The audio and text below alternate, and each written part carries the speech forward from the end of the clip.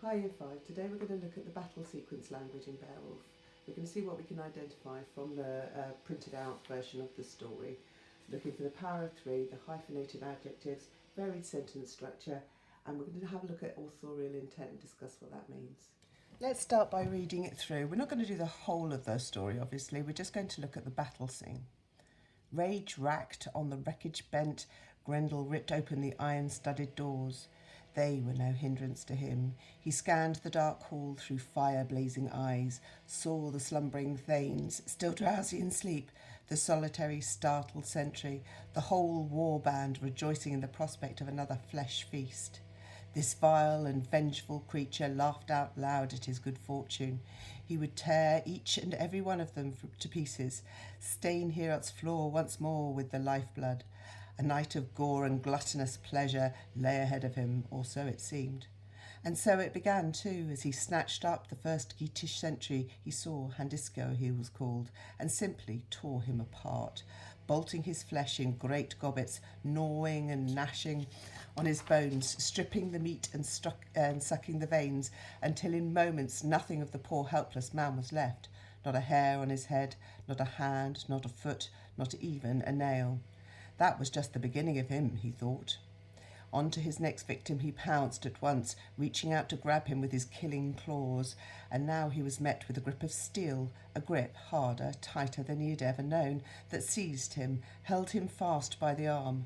Locked in the vice of this grip, he could not break free, however much he struggled, and he knew at once that he had met his match.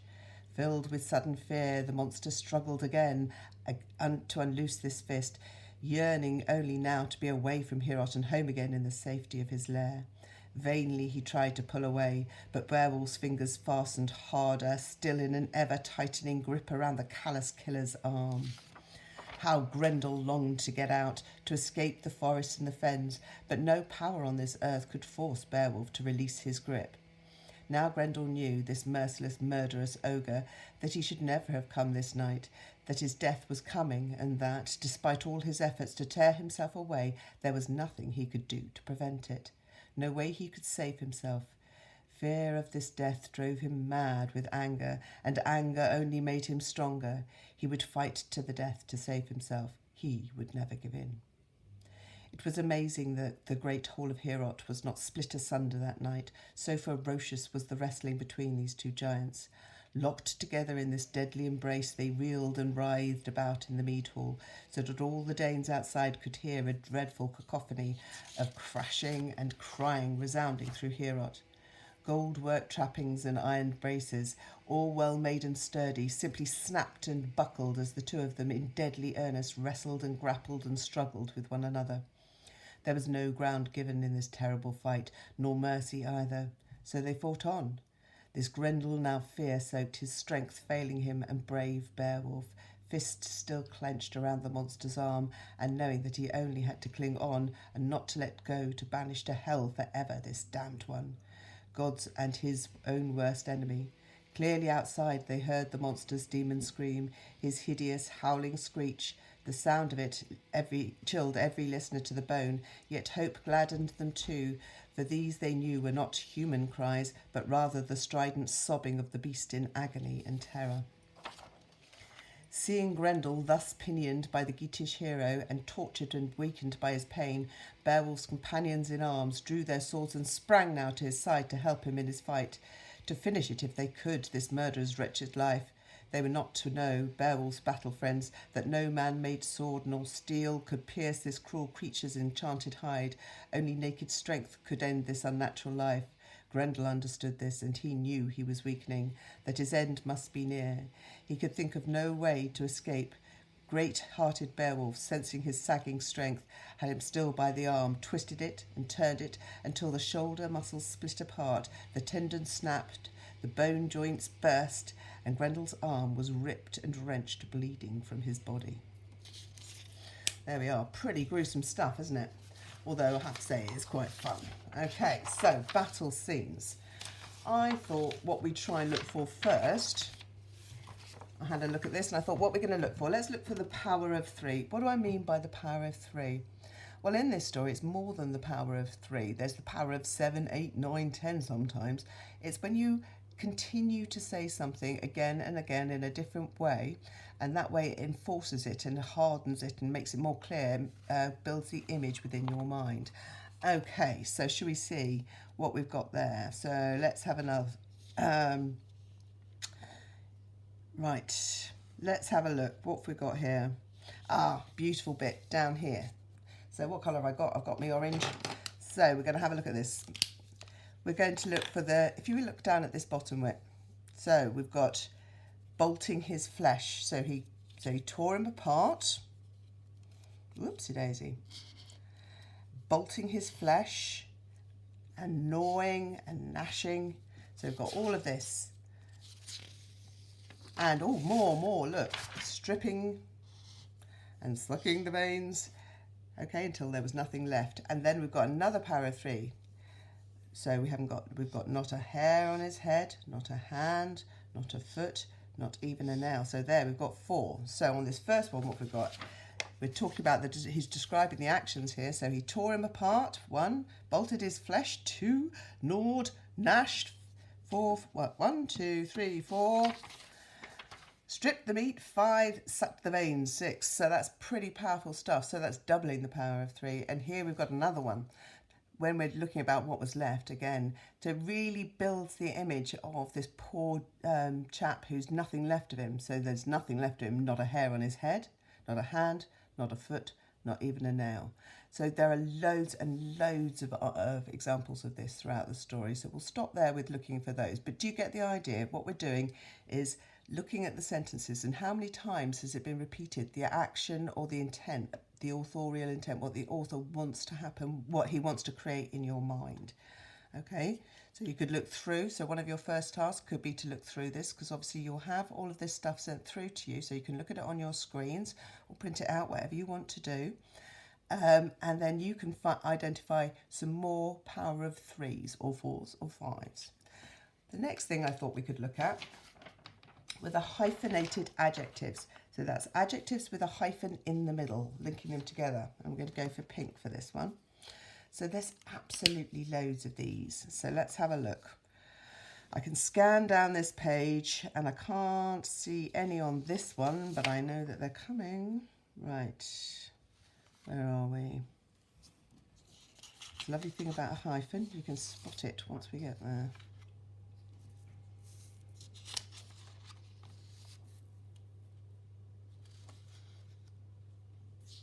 All right, we've got loads here. So we've got the companions in arms. They're not adjectives, but it is nice to see. There's the first example of the linking. Or battle friends. Here's another one. Okay, great-hearted. Here's another one.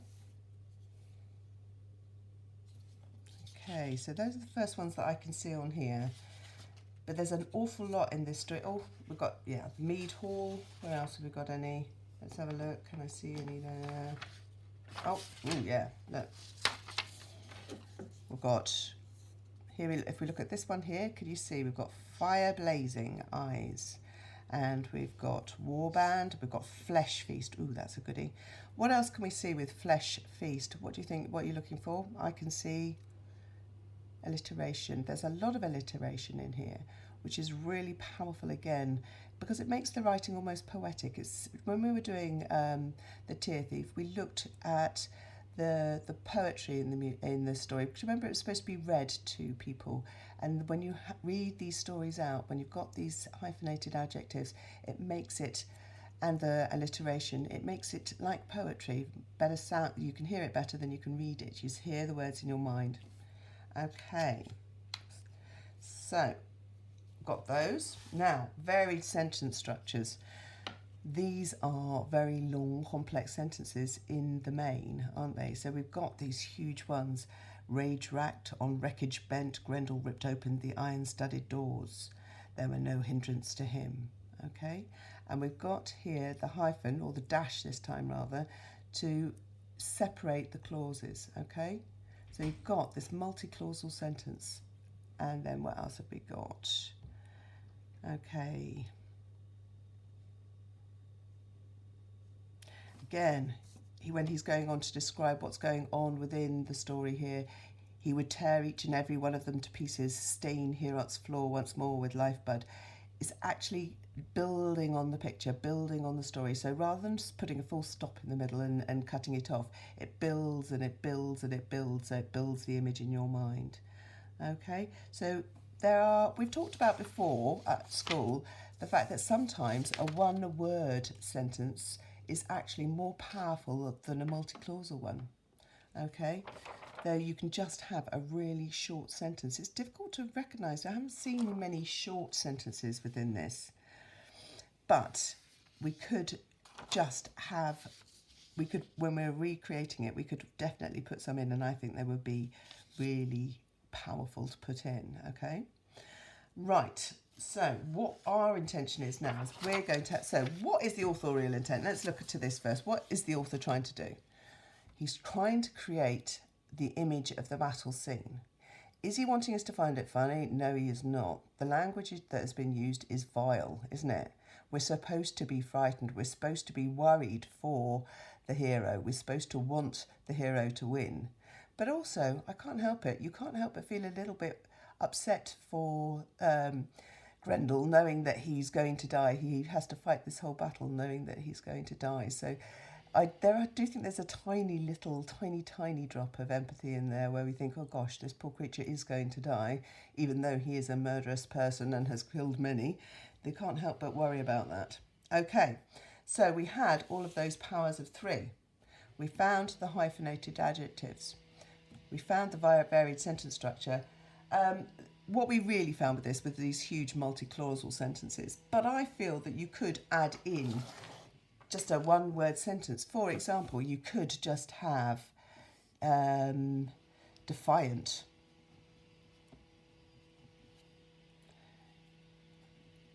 He fought on. Fought. Come on, Miss Rushworth. Fought on. We could have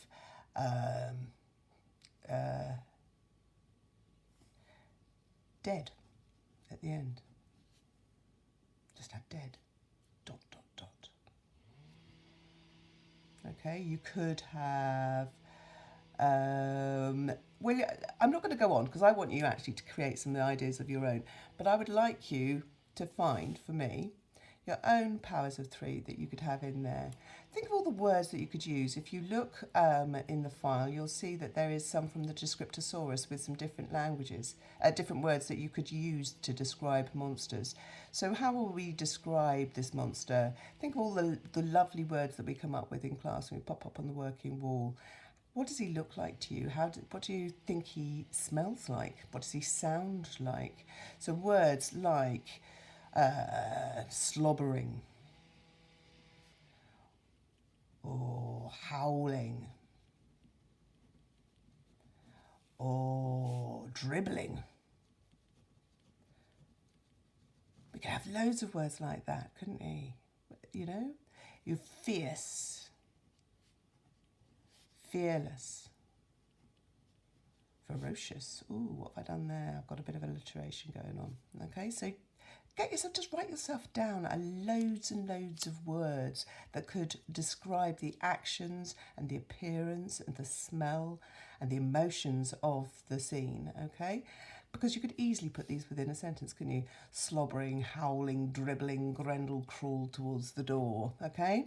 Fierce, fearless, ferocious. The hero fought on, deciding never to let go of this creature. Okay, do you get the idea? Now, hyphenated adjectives. We could use some of these. So if we choose one, slobbering,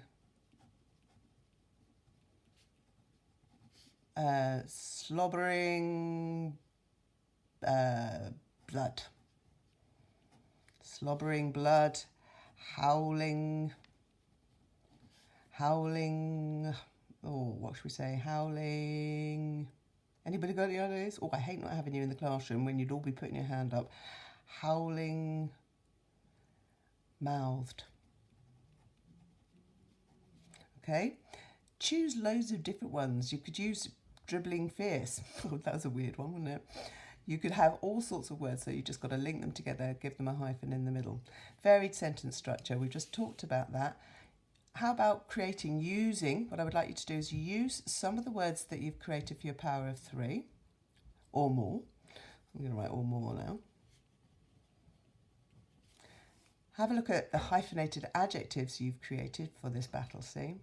And I'd like you to try and write me just a little passage. It doesn't have to be anywhere near as long as the one that we've just looked at. A short passage describing the battle scene. And what I'd like you to do is to include the power of 3 or more, include the hyphenated adjectives, and within that I'd like you to vary your sentence structure. So have your long multi-clausal sentences with your powers of 3, etc., etc. But then also look, how could you end it or start it with maybe a one-word sentence, okay? Good luck with it. I'm looking forward to seeing what you create. Bye.